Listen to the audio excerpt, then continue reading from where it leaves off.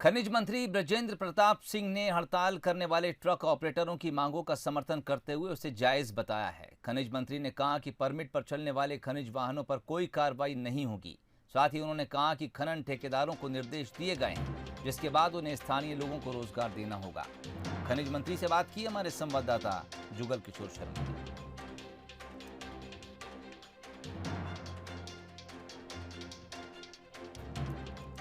खनिज मंत्री ने बयान दिया है। उनका कहना है कि स्थानीय लोगों को रोजगार दिलाने के लिए उन्होंने खनन ठेकेदारों से बात की है।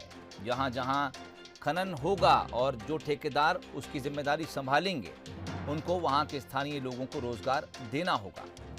इसके अलावा परमिट वाले खनिज वाहनों पर कोई कार्रवाई नहीं होगी, इस बात के उन्होंने स्पष्ट संकेत दिए हैं।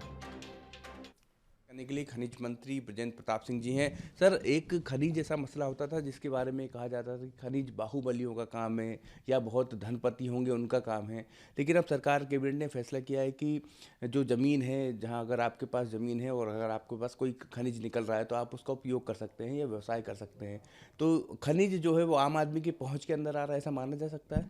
निश्चित रूप से मैं तो यही कहूँगा कि वो जो भी अपन काम कर रही है हमारी सरकार, वो आम आदमियों को लेके काम कर रही है।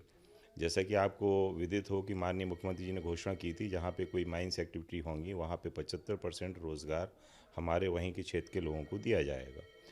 और अब हमारी 31 मिनरल्स पॉलिसी भी आ चुकी है, जिसमें कि 31 मिनरल्स मेजर से माइनर हुए हैं और उसमें से करीब करीब 10 मिनरल हमारे स्टेट में पाए जाते हैं और इसलिए उन सबको लेके उसमें पॉलिसी निर्मित हुई है।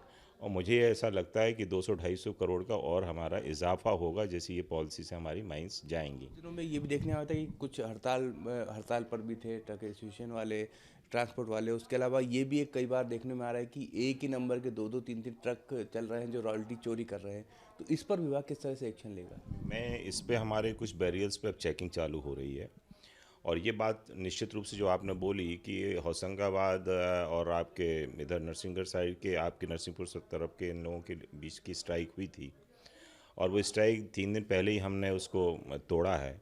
और उनके बीच में जो उनकी परेशानियां थीं और उनकी परेशानियां जायज़ थी, मैं बिल्कुल उनकी गलत परेशानियां नहीं थी और उन चीज़ों को हमने और हमारी सरकार ने उसको गंभीरता से लिया। हमारे अधिकारियों ने भी उस पर वर्कआउट किया और एक कमिश्नर के जुडिक्शन में एक समन्वय बना के उनकी मीटिंग हुई कि अब जो रॉयल्टी वाली गाड़ियां हैं या जो हमारे ट्रक्स हैं, उसमें एक क्यूबिक मीटर के हिसाब से क्वांटिटी फिक्स कर दी गई, जिसमें कि उससे ज़्यादा उसमें कोई भी यदि लोड करेगा तो उसके खिलाफ थोड़ा बहुत आगे पीछे हो सकता है, क्योंकि तोल मोल वाली बात है, लेकिन उस पर ज़्यादा होगा तो कार्रवाई होगी। और यदि अ, उनका कुछ नहीं है और उनकी रॉयल्टी के साथ चल रही हैं तो उनको कोई भी डिपार्टमेंट का व्यक्ति परेशान नहीं करेगा, लेकिन विदाउट रॉयल्टी वाली गाड़ी को बख्शा नहीं जाएगा। कैमरामैन आशीष खरे के साथ जुगल किशोर।